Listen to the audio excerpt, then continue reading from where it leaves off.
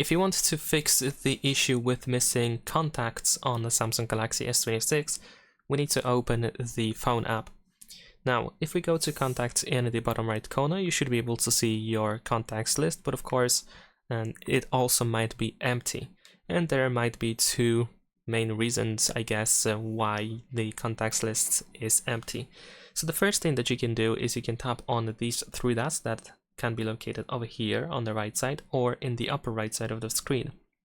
And then choose View by Storage Location. And in here, you want to make sure that, for example, all contacts is selected. This should allow you to see all contacts that are saved on all accounts and all SIMs that you have on your phone. Now, besides that, what you can also do is you can tap on these three dots again. And this time, we're gonna choose Contact Settings. And what you can do is you can go to Import Contacts in order to import all your contacts from for example, your SIM or from the phone or cloud storage into your phone. So let's say if I choose this contact over here and tap on Done, I should be able to transfer it to my phone, for example, or maybe your Samsung account or Google account or anything else.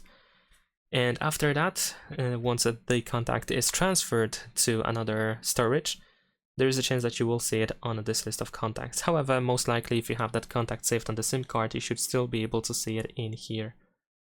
And that is pretty much it. Of course, you can also check if the storage, if you're, for example, your Samsung account or Google account actually do have all your contacts saved. If you, for example, transfer if you move from your previous device, like from one smartphone to another, if Galaxy S26 is your new smartphone and you have no contacts at all, but you still have your contacts on your previous phone, then maybe they have not been saved on any of these accounts, but maybe they were stored on a phone storage.